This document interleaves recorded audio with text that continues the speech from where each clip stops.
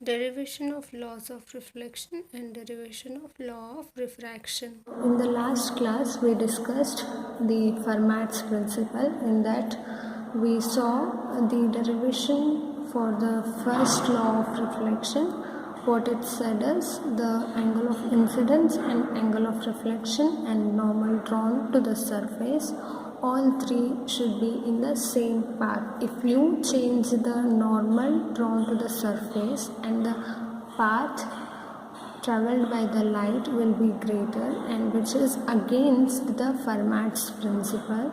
Therefore, the point P which we drawn in the diagram should coincide with the point O, so which is ON, that makes the normal to the surface, and then AO and OB and ON can remain in the same plane. So after this we came for the second law. So in second law, the aim of is to tell that angle of incidence is equals to angle of reflection. So to understand how I can be equal to the R, we have drawn the diagram here. So wherein M1, M2 forms the reflecting surface and NO drawn here is the normal drawn to the surface. AO is the incident ray, OB is the reflected ray.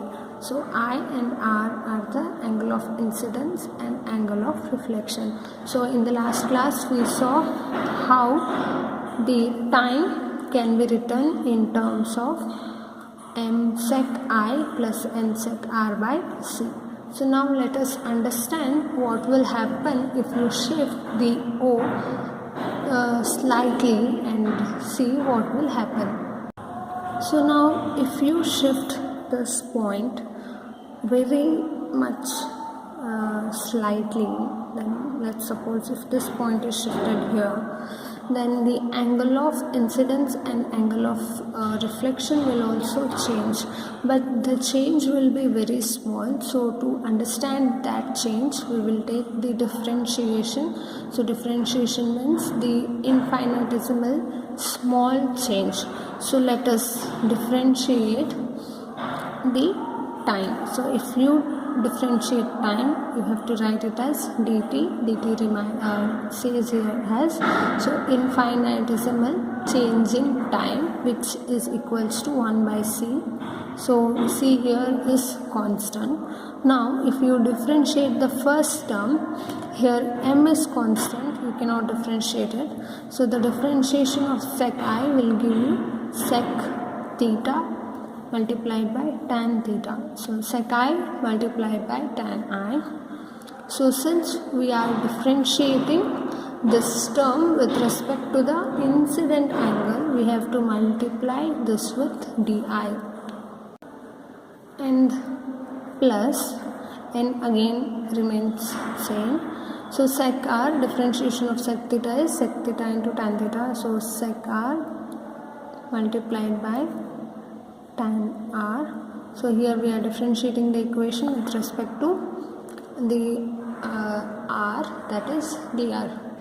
So for time to be very small, so if time is very small, let's suppose if time dt goes to 0, then what will happen if time is very minimum?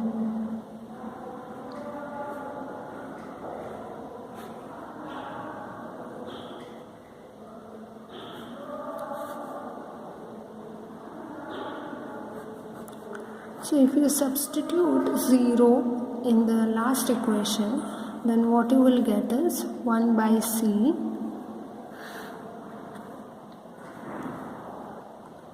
m sec I tan I di plus n sec R tan R dr, which is equals to 0. So now if c goes to this side, then it will be 0. So now I can write m sec I tan I di is equals to minus n sec R tan R dr. So let us call this equation as equation 2. So now here you have shifted the position of O, and you understood what will happen if you shift the position O slightly. Now if you see, even if you shift the position of O, then also the OD and OC needs to be constant. So now let us write that here. So if you shift the O, then also the OD plus OC needs to be what? It has to be constant. So if this is constant, then you can write the what is OD and what is OC. So from the diagram, if you see, so to know OD, take this angle. So if you take tan I will be what? Tan I will be OD by M. So tan I will be OD by M, and if you take only OD, then it will be M tan I. So similarly you can write for OC will be N tan R. As simple as that. So from this, if you write, OD is what? M tan I plus N tan R needs to be equals to 0, or it has to be constant. Not 0, it has to be constant. So if you make OD plus OC as 0, then there is no point of incident and reflection ray. So if this equation is constant, now let us differentiate this equation. So to see how this angle I and angle R are changing if you change the O. So our last equation was, it was M tan I plus N tan R is equals to constant. So now if you differentiate this, so differentiation of tan is what? Sec square x. So differentiation of tan x is sec square x, and M remains same. So M multiplied by sec square I di plus N sec square R multiplied by dr, which is constant, which is 0. Why? Because if you differentiate the constant, then you get the value 0. So from this, if you send this term to this side, what will happen? It will happen. So n sec square I di will be equals to minus n sec square R dr. So this is another equation. Let's call this as equation number 3. So now we got 3 equations. So in that, let us divide equation 2 by 3. So divide equation 2 by 3. So what was the equation 2? Equation 2 was M sec I tan I di is equals to minus N sec R tan R dr. So let me write that here. M sec I tan I di is equals to minus N sec R tan R dr. So this is the second equation. So now if you divide this equation by equation 3, so let us divide the first equation with the first equation here. So here M sec square I di, here it is N sec square R dr. So in both the terms, M is same, cancel it, and then cancel. Minus minus will also be gets cancelled. So now what remains is sec I tan I di by sec square I di. And now here is sec R tan r dr by sec square r dr. So we know tan. What is tan? Tan is sin by cos.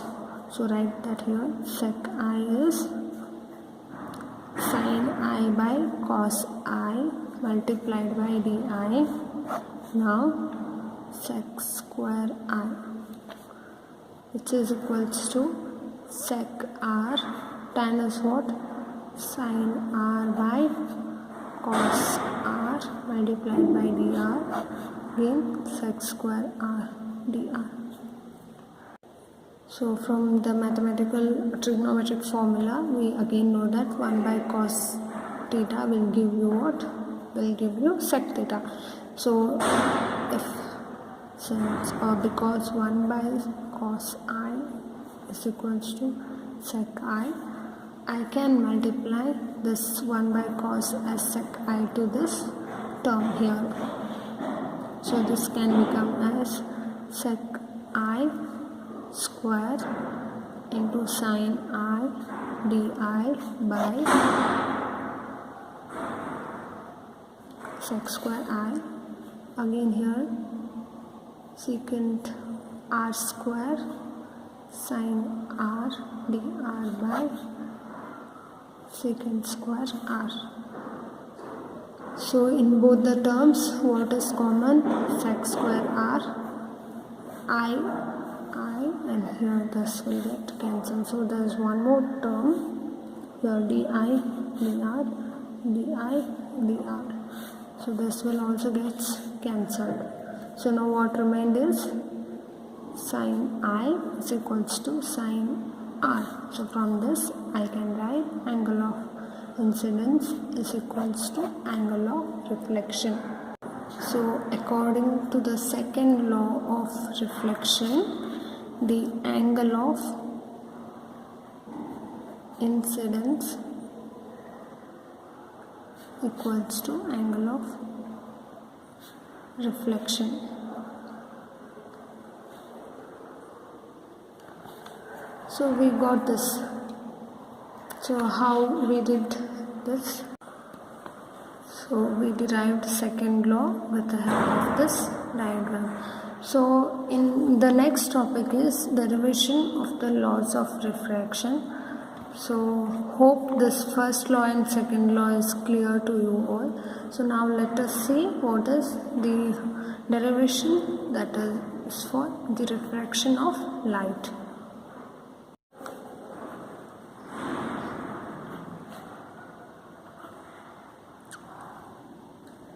So in law of refraction we saw the Snell's law. So Snell's law is what? Sin I by sin R is n to 1. So this is the law which we saw while understanding the laws of refraction. So now let us derive this. So to derive before starting, so we need to have the interface, let's say as m1 and m2. What this does is it divides the medium of refractive index n1 and n2. So there are basically two medium with the refractive index n1 and n2. So for this m1 and m2, draw the line which is normal to m1 and m2.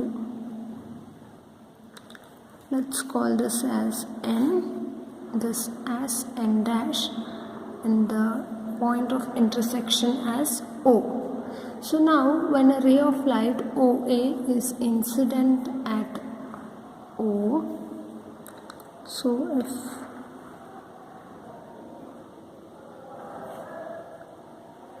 ray of light is incident at O, then according to refraction the light ray bends towards the normal if the density of n1 is, or the refractive index n1 is less than n2. So this is the angle of incidence and this is angle of refraction. So now let's suppose if AO is equals to x and OB will be equals to what? So this point is B. OB will be equals to y. So now let us draw the perpendicular lines from A and from B. Let us call this as D and this as C. So now here you have the incident ray, refracted ray, and from the incident ray we have drawn the perpendicular line which touches the M1 M2 interface, and this is M. So if this is angle I, this will be again angle I, and this is again M, and if this is angle R, and this will be angle R. So this is the basic diagram which you have to understand for the understanding of derivation for the laws of reflection. So now let us start the derivation. So now if velocity of light along AO here is what? It is the incident light or the ray of light which is incident at O. So now here you want to know the velocity of light. Velocity can be given as V is equals to C by N. So for AO it will be what? It will be C by N1. And if you see along BO, it will be what? It will be C by N2. So this is for AO and this is for BO. So now, like the way we did in the last derivation, we here have to know what is the time taken from A to B.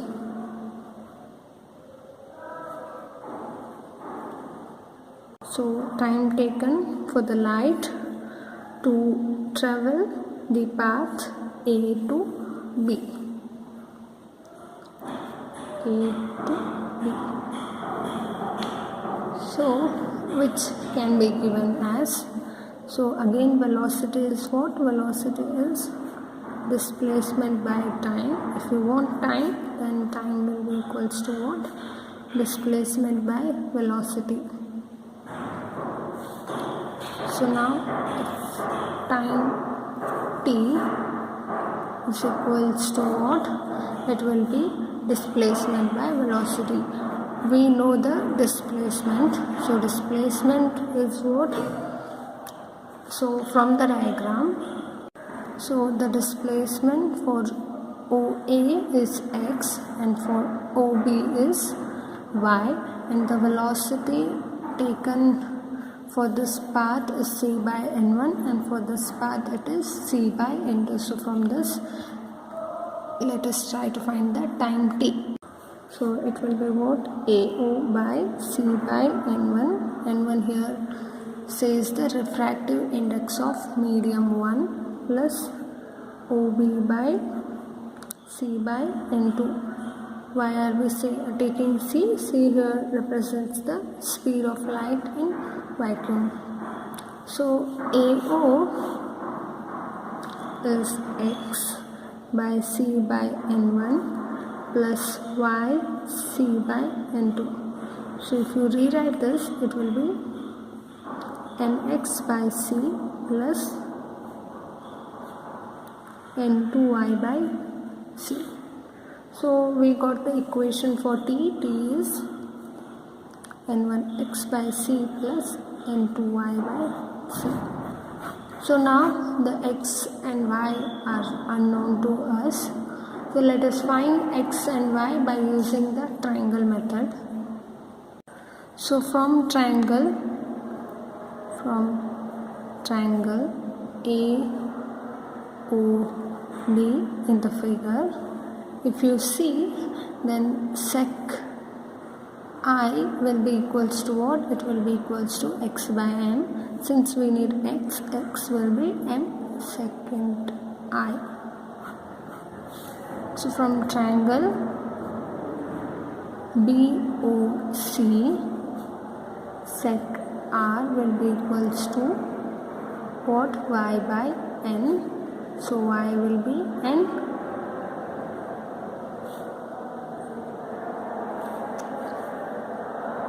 R. So you got the values for x and y. So from the diagram you can see the two triangles AOD and OBC. From these two triangles we found what is x and what is y. So this we have to substitute in the time equation. So now time will be equals to, so n1 multiplied by x, x is what? M secant I, which is divided by c plus, so second term is n2y by c, n2 y is what? N secant r by c. So let us call this as equation 1. So we got the equation. So now, like the way we did in the last derivation, here also we are shifting the point O and we are changing what is the slight change that is occurring in the incident angle and the refracting angle. So now if we differentiate this t, this can be written as dt will be equals to 1 by c. See, here we are taking the common. So n1 m secant I tan I. Why secant I tan I? Because the differentiation of secant I will give you sec I into tan I. So m here, n and m which are there in the equation remain same because these are not differentiable terms. So multiplied by di plus n2n multiplied by tan r, which is again multiplied by dr. So this is equation number 2. So for time to be minimum, so what has to be happen? d2 needs to be 0. If dt is 0, then what will happen? So n1 m tan I di plus n2 n secant r tan r dr will be equals to 0. So now if we send this term to that side,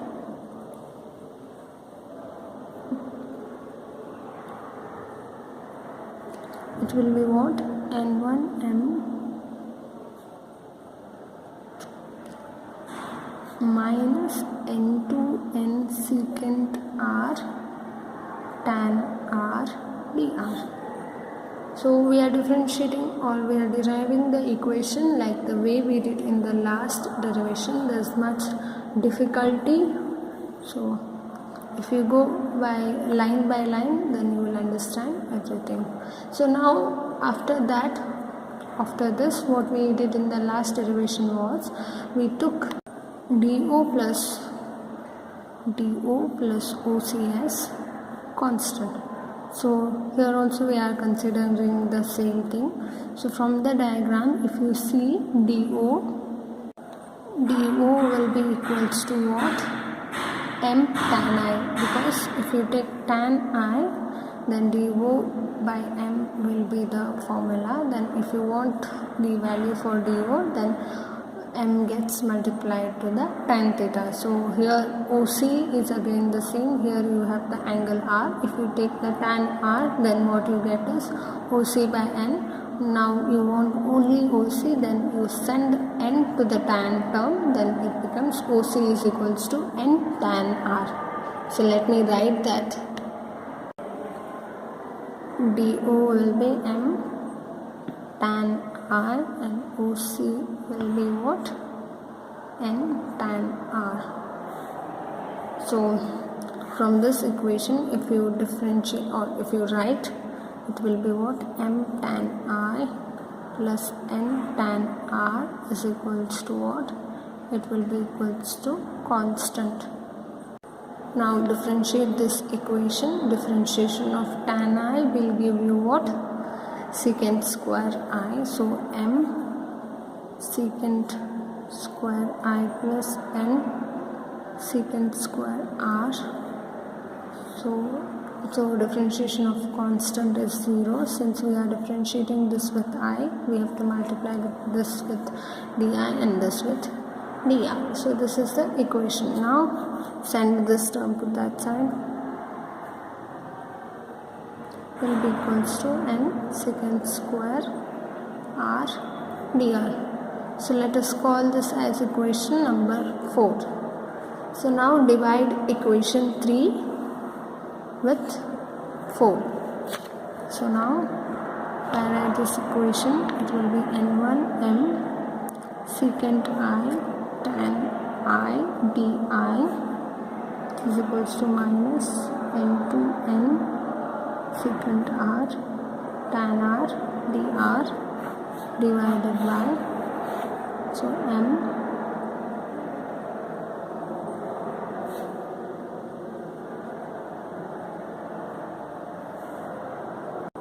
now cancel the terms which are cancelable. So n will get cancelled. So from this, so tan can be written as what? Sin by cos. If you write it as sin by cos, then 1 by cos will give you secant I. So if this 1 by cos multiplied with secant I, that will give you secant square I sin I by secant square I, which is equals to, so here again same, minus will get cancelled. What remains is n2 secant square r, so multiplied by sin r divided by secant square r. So this term will get cancelled. What remains is n1 sin r, which is equals to n2 sin r. So this is what the Snell's law. If I write this in an equation form, sin I by sin r is equals to what? n2 by n1. This can also be written as n21. So this is the Snell's law for refraction. This we also we discussed in the last lecture. So this is on the Fermat's principle. So we saw the laws of refraction, derivation for the laws of refraction and derivation for the laws of reflection.